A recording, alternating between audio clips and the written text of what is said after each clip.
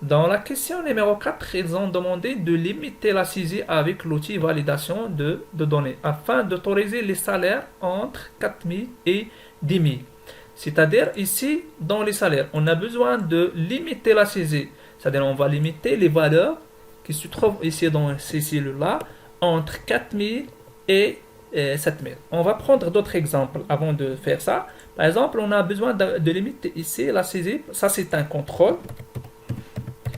Bon, on va limiter la saisie entre, normalement, les contrôles ils se varient entre 0 et 20. C'est-à-dire, on va limiter, pour le moment, on va essayer de taper A. Il va m'accepter la valeur.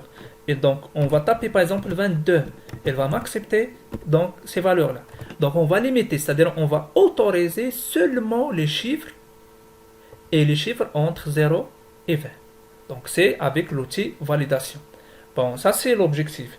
Bon, comment on va créer l'outil validation? C'est toujours, on va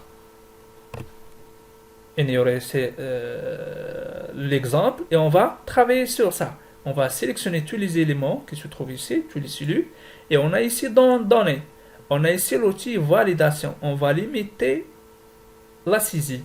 Par défaut, le tout est autorisé. Prenez l'exemple qu'on a déjà fait ici, c'est-à-dire n'importe quelle chose saisie, elle est autorisée. La lettre A, la valeur 22, etc. Pour le moment, on a besoin de limiter la saisie.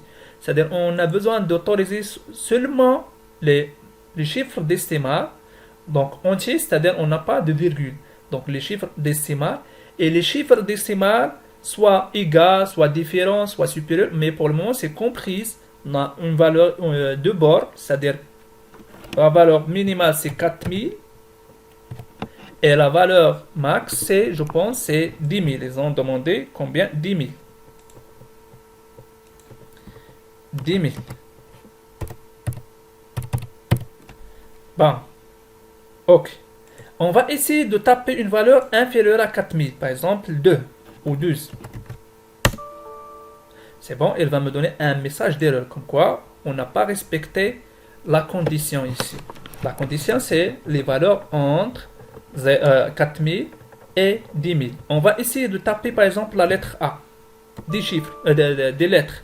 Donc il va me donner un message d'erreur, comme quoi voilà, on a fait des erreurs.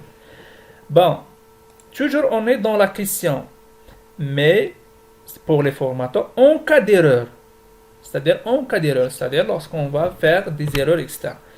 Elle va m'afficher le message erreur. On a besoin d'afficher le message erreur, c'est-à-dire le message. Donc, par exemple, lorsque je fais des erreurs, elle va m'afficher un message ici.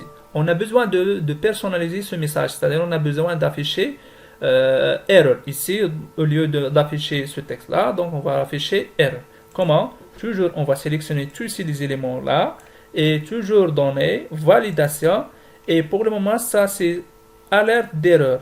Ici, par défaut, on va laisser arrêt. Ça, c'est avertissement, c'est-à-dire et information. On a plusieurs types.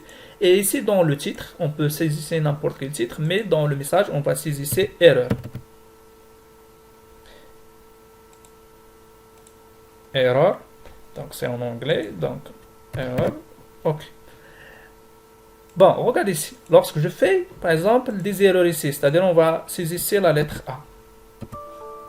Et ça, c'est le message. Toujours dans la question.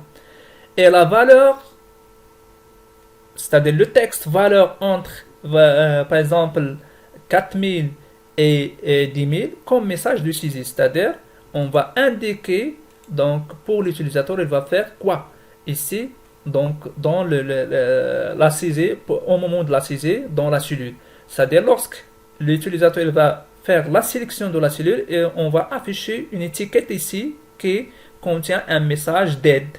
Par exemple, pour le moment, c'est saisissez la valeur entre 4000 et 10 000. Toujours validation. Et on a ici message de saisie. On va saisir ici valeur, c'est-à-dire on a besoin de faire la saisie d'une valeur entre 4000 et 10 000. Bon, ça c'est la réponse. Regardez, lorsque je fais la sélection, elle va me donner l'étiquette. Ok? Ça c'est l'étiquette. La question 5. La question 5, c'est afficher la date d'aujourd'hui actuelle dans la cellule B1. C'est-à-dire, on a besoin, c'est quoi la date d'aujourd'hui? C'est le 14, 4, 20. Par exemple, donc on a besoin d'afficher la date d'aujourd'hui dans quelle cellule? De la cellule B1. Ça, c'est la cellule B1. Donc, on a ici toujours formule, on a une fonction qui permet de m'afficher la date d'aujourd'hui. Et même si on a une fonction qui permet de m'afficher le moment, c'est-à-dire l'heure, avec les secondes, avec la date et ainsi de suite. Donc, on a toujours ces dates et heures et on a ici aujourd'hui. Elle va m'afficher la date d'aujourd'hui. Ça, c'est la date d'aujourd'hui. Bon, d'autres choses, la question numéro, c'est une fonction. La question 6, il me dit que dans l'atelier 2, définissez le nom PV contrôle pour, on a déjà vu comment on va définir des noms, c'est-à-dire pour les cellules C7 jusqu'à F13. Dans l'atelier 2, on va définir C7. On va saisir C7 de points jusqu'à quoi? Ils ont dit, bon, de points jusqu'à F13. C7 de points F13. C'est bon. On a besoin de définir un nom pour cette partie-là. Donc, toujours formule, définissez un nom et on va donner le nom PV contrôle. PV contrôle. De nom PV contrôle. Ok, on a défini un nom pour ça. Donc, toujours dans la même question, on va définir pour l'atelier 4 un nom PV module pour les cellules B7 jusqu'à E13. B7 pour l'atelier 4, B7. Ils ont dit B7 jusqu'à E13. Ça, on a besoin de définir un nom pour cette partie-là. Donc, on va l'appeler PV module. Ok. Donc, la question 7. Consolider la somme des tableaux PV contrôle et PV module à partir de la cellule B13 de l'atelier 1. C'est-à-dire, on a besoin d'utiliser la consolidation. Donc, dans B13, ça c'est B13 dans l'atelier 1. Ici. Mais avant de faire ça, par exemple, on va prendre d'autres feuilles. On va prendre d'autres exemples. Par exemple, on a une société qui contient, par exemple, plusieurs produits dans plusieurs régions. Par exemple, la région de Fès.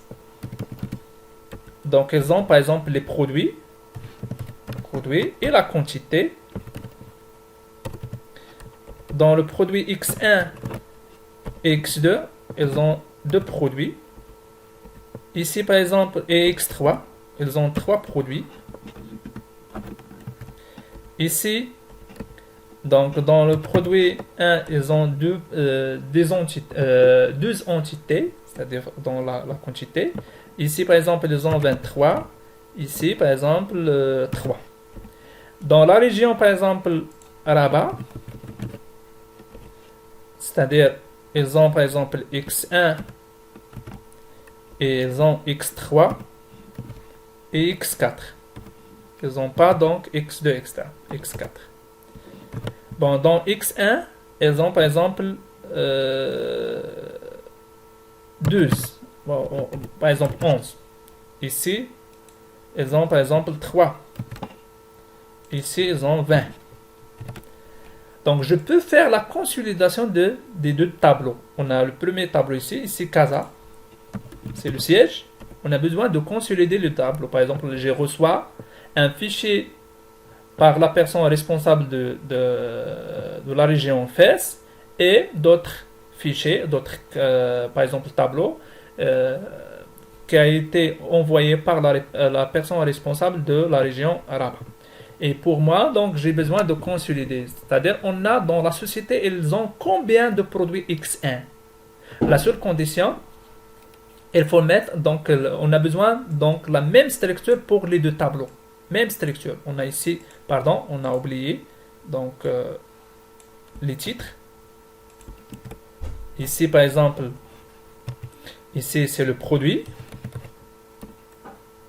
Ici, c'est la quantité. Bon, on a besoin de faire quoi? De consolider les deux tableaux. C'est-à-dire, toujours dans données, on a ici consolider.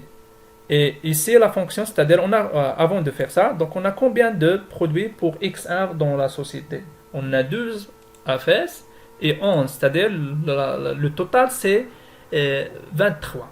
Donc, comment on va faire la consolidation? Donc, ici, on va cliquer sur consolider. Et on va choisir la fonction. Pour le moment, on a besoin de faire le total des tableaux, c'est la fonction somme. Et on va sélectionner le premier tableau, c'est-à-dire, et on va l'ajouter, comme ça. Et on va sélectionner le deuxième tableau, et on va l'ajouter. Et on va afficher la ligne en haut, c'est-à-dire les produits quantité, et le colonne gauche, c'est-à-dire les produits X1, X2, etc. Et regardez. C'est-à-dire, donc, elle a fait la consolidation du tableau. Donc, ça, c'est. Donc, on va supprimer ça. On n'a pas besoin de ça. Donc, on va répondre à la question. La question, il me dit qu'on va consolider la somme des deux tableaux, PV contrôle et PV module. Pardon. Donc, toujours dans l'atelier 1, donc, on a besoin de faire la consolidation ici. Donc, données, consolider. Donc, on va saisir ici le nom du tableau, PV contrôle. On a déjà défini un nom pour le tableau, pour le petit tableau. Donc, on va l'ajouter et la sélectionner la définition, la sélectionner la plage des cellules. On va ajouter le deuxième tableau, c'est PV contre module. On va l'ajouter et la sélectionner. Donc, pour faire la vérification, afficher la ligne en haut, gauche, et on peut l'afficher. Regardez ici, les noms, et ça c'est le prénom, on n'a pas pour le moment le prénom, contrôle, combien dans le contrôle 1, contrôle 2, moyenne, etc. On a fait la consolidation des deux tableaux externes. Ça c'est la question numéro 7. Pour la question numéro 8, c'est-à-dire on a besoin de faire quoi? D'ajuster les lignes et les colonnes. Donc finalement, donc toujours, on va ajuster toujours ces accueils et format, ajuster les lignes et les colonnes en même temps. Donc on a fini ici, donc le type.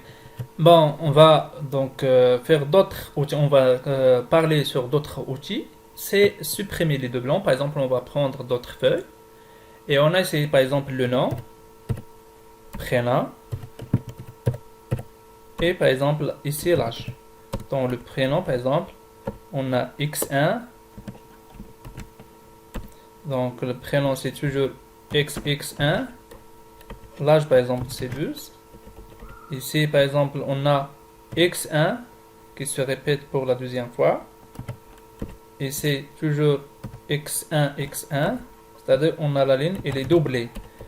X2, XX2, par exemple 23. Et ici X2. Donc on a des lignes qui se répètent deux fois.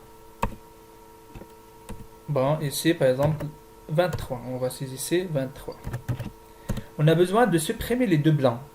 On a combien d'éléments qui se répètent ici? On a deux. C'est-à-dire on va sélectionner le tableau, toujours donné. Et on a ici supprimer les deux blancs. Et il faut mentionner les deux blancs dans quelle colonne. On a besoin de supprimer les deux blancs dans toutes les colonnes, c'est-à-dire qui se répètent dans le nom, prénom et l'âge. Et lorsque je clique sur OK, il va me supprimer, c'est-à-dire il va me laisser deux personnes, X1 et X2. Il a trouvé deux valeurs ou deux lignes qui se répètent. Donc ça c'est l'outil. Donc